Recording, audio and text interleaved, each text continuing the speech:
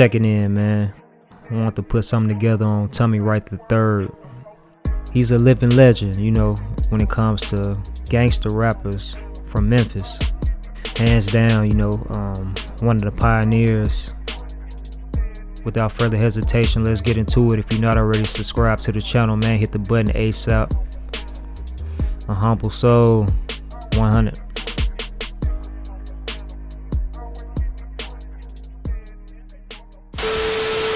Memphis artists don't sound more like 3-6, so to speak. Well, you know, like back in our day, when it wasn't that many people, you know, making it was a lot of rappers in Memphis. Don't get me wrong. Mm-hmm. Like you had like, you know, DJ Surf, DJ Squeaky. You had Wright III. I think I've been influenced the most by maybe Project Pat, more than anybody. It's just all Memphis rappers: Kingpin, Skinny Pimp, Wright III. I bought all his records when I used to have a artist that I A&R'd. I signed from Memphis. Yeah, dude, them the legends right Skinny there. Pimp. Man. What about was Gangsta there another Black dude? Something the third. Wright III. What? Wright III. Yeah, Wright hey, III. Come on, man. Come on, I'm Memphis. I'm Memphis. All these legends, man. Yeah. He talking about Memphis. You hear me? I'm Memphis, baby. Shout out to them town, man. Y'all know what it is. Won't be no shit. Don't start no shit. Won't be no shit. Don't start no shit. Won't be no shit. Don't start no shit. Wright III, he was raised for the most part as a child in South Memphis by his parents. He had both his mother and his father in his life, and they stayed together. Something surprising to acknowledge is the fact that both of Tommy's parents are deaf, so he had to learn sign language to communicate with them. He ended up moving to Whitehaven, and that's really where everything started, you know. But before all of that happened, before even the move, he always had a love for music. He used to collect cassettes, you know, from different artists. Growing up, he listened to everybody from LL Cool J to the Skinny Boys to MC Light, NWA, Ghetto Boys, Run DMC. Those were like some of his early influences coming up. But not just them, man. When it came to Memphis rap in particular, there's one artist that really influenced him, Gangsta Pat. For those who may not be familiar with Gangsta Pat, man, he's actually the first Memphis rap artist to sign a major record label deal. You know, his debut album, Number One Suspect, it was released on Atlantic Records. And Gangsta Pat was somebody who served as an influence to Tommy. He saw how Pat was able to take his talent, you know, from just local to, you know, nationwide, which motivated him to really pursue music and see where his talent could take him. Around middle school, you know, Tommy started writing raps, writing songs, and, you know, just rapping. The first song he actually ever recorded was produced by another Black Haven representative, DJ Paul. The song was called Shoot to Kill.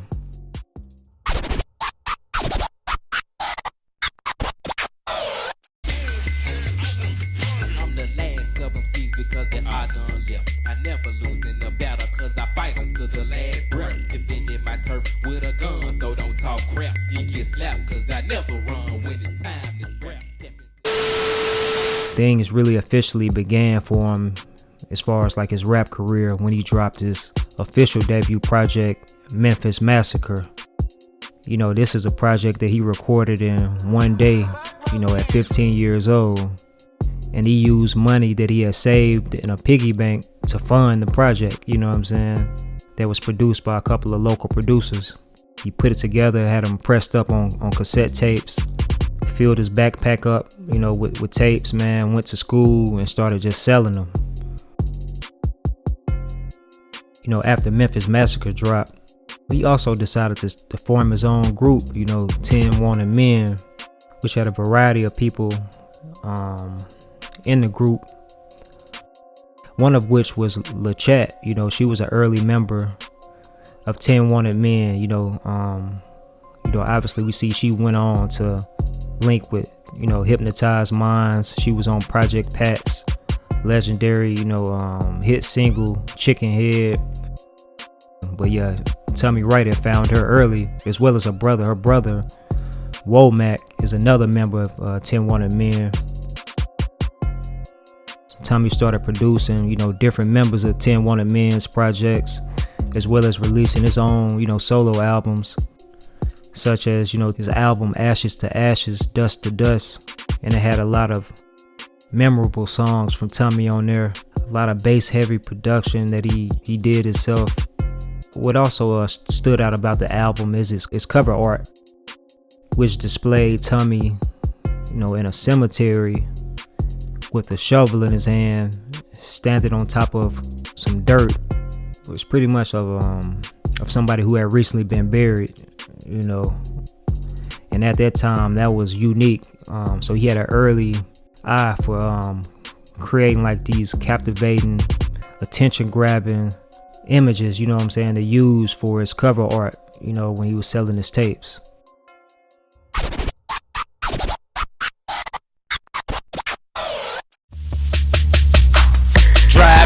Hanging up out the window, smoking on the endo. Gotta get them fools, cause they gave the cops a little info. 9 on my waistline, I get high, gun on my thigh, riding low, scooping up niggas in the hood that say they wanna go. Gotta roll back. So Tommy going from just being a rapper to a rapper, producer, and record label owner. Street Smart Records was his label that his projects were being released under. In 95, he dropped his album Running and Gunning, which displayed a real mugshot of Tommy from a day when he was arrested for allegedly having a pistol on him. After all of this, Tommy actually ended up linking up with another Memphis rap pioneer, Player Fly. They came up with an idea to do a joint album together. It never really came to fruition, and instead of them doing the joint album, Player Fly just ended up appearing on Tommy's next project, On the Run, which was more so a compilation album. It really just showcased the talent, coming out of South Memphis, Black Haven, etc. One of the standout songs on, that album was a diss song actually from Tommy Wright III called Thuggish Ruggish Busters, dissing Bone Thugs and Harmony. The diss actually came in response to Bone talking down about Memphis, which pretty much stemmed from an altercation that they had in the city. And in an issue of Vibe magazine back in 1995, they ended up, pretty much talking down about the city, man. With that, in addition to a lot of different artists in Memphis thinking that Bone Thugs were still in their style, the whole fast-paced rapping, which was popularized by people like Tommy Wright III, Lord Infamous, so on and so forth. They really didn't take a liking to it, man, and decided to, start dissing Bone Thugs and Harmony. But none of the disses, man, stood out like Tommy's. It not only dissed Bone, man, but he talked about Eazy-E, who had recently passed away.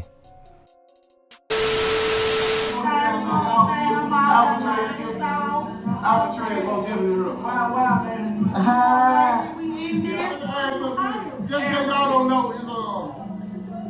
this how real we be with the underground, man. It's like, man, 5:30 in the morning,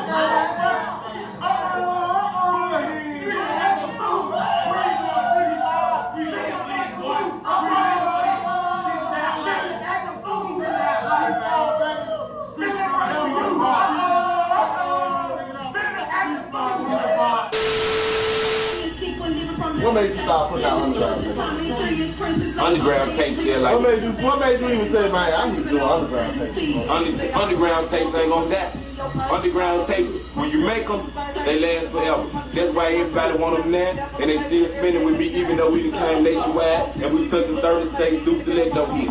Street Smart, known for the underground tape. They booming on the internet, everywhere we go, they asking for them. So once we hit these other towns, we need to have them with us, because they gonna always last, they gonna always sell, and once we spread this through this nation, they gonna love it, man, because they already love it.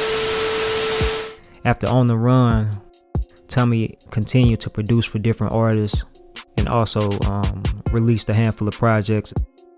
He was trying to balance music with the streets because the rap really wasn't bringing in as much money as he would have liked for it to, although they continued to grow, you know, outside of their area. You know, the business wasn't all the way right with Selecto Hits, who was pushing out all the projects that came out on Street Smart Records, which led to a lawsuit that he ended up losing. So with that, man, he's back, you know, hustling, he's pimping, and he gets caught up, you know, he gets caught up and sentenced to 5 years in prison. This is around 2000. In 2005, he ended up being released from prison and, you know, placed on parole. And he made an effort to jump back into the music game. You know, he got his album Ashes to Ashes, Dust to Dust remixed and mastered, and he re-released it in 2006. But really since then, man, Tommy hasn't dropped any new music, new albums. But surprisingly, man, his name has continued to grow. He's done features with people like Lil B, had his song sampled by A$AP Rocky, been touring in Russia and across the US from New Orleans to Northern and Southern California to Arizona, Philadelphia, and the list goes on and on, you know what I'm saying? But shout out to Tommy Wright III, definitely one of the pioneers of Memphis rap. It's undeniable, you know what I'm saying, the impact that he's had on gangster rap music, you know, especially in the South. And it's good to see that he's continuing to get his flowers, man, considering how he really didn't take his career to the level that he wanted to back when he really was buzzing, you know, in the 90s. But this newfound success, man, is just it's just proving the fact that that music that he was creating back then is timeless. Appreciate y'all tuning in. If you're not already subscribed to the channel, man, hit the button ASAP. Until next time, I'ma holler at y'all. 100.